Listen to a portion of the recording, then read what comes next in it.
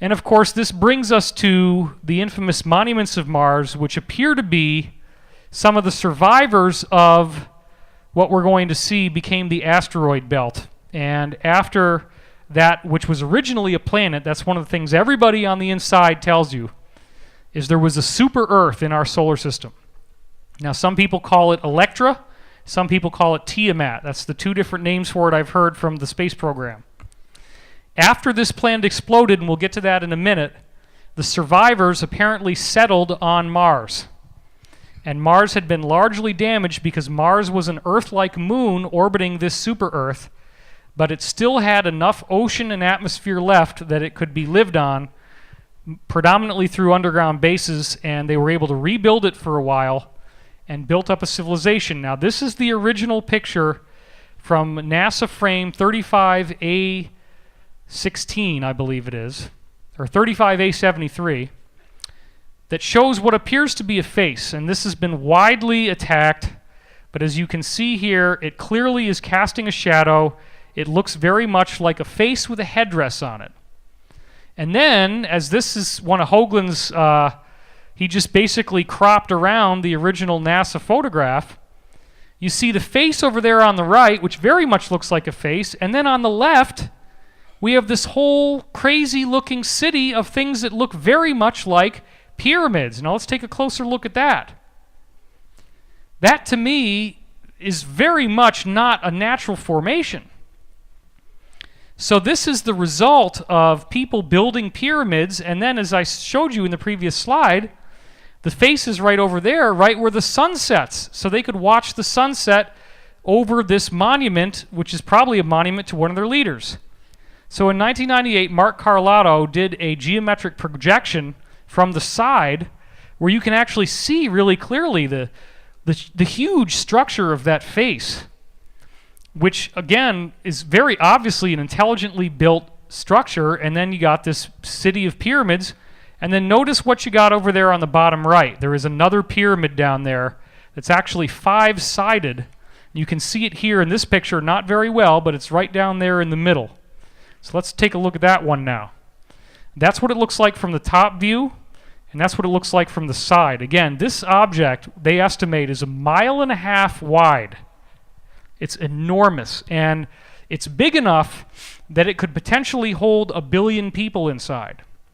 It's a very, very large facility that probably originally was quite a beautiful glass-like structure.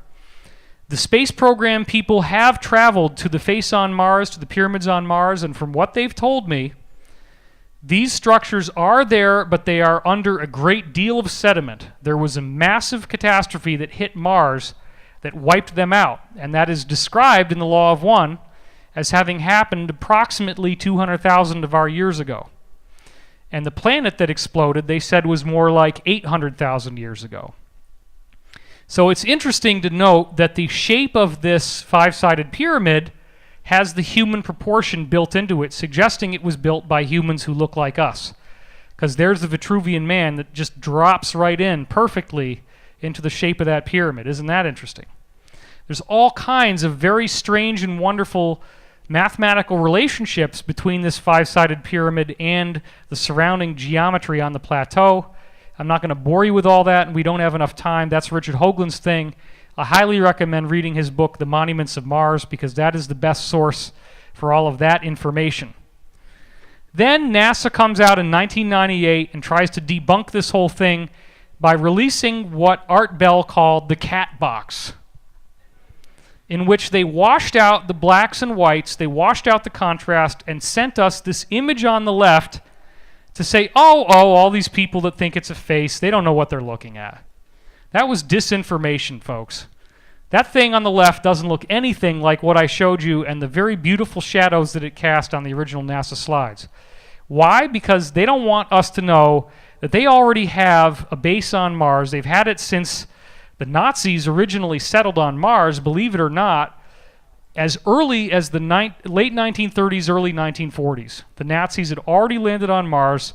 They had some huge problems. They tried originally to settle around the equator, but there's these electrical storms that EMP'd all their systems, fried their systems. So now apparently the bases they build are around the North Pole, the pole, top and bottom pole, but especially the North Pole. And they have a facility there on Mars that has 200,000 personnel. And only 10,000 of those people are actually born on Earth. And it's apparently expanding very rapidly from what I've been hearing. So one of our earlier space program insiders, Henry Deacon, talked about this Mars city that they've got up there, which is one of the basic places that people end up going if you go into the space program. Now this is an enhanced image to show the contrast, but what we see here are these glass tubes, which may be lava tubes, but they're probably the result of intelligent construction for what would amount to underground trains, because this civilization was an underground civilization they built after the surface of Mars had been largely destroyed in the explosion. They had a lot of facilities already there.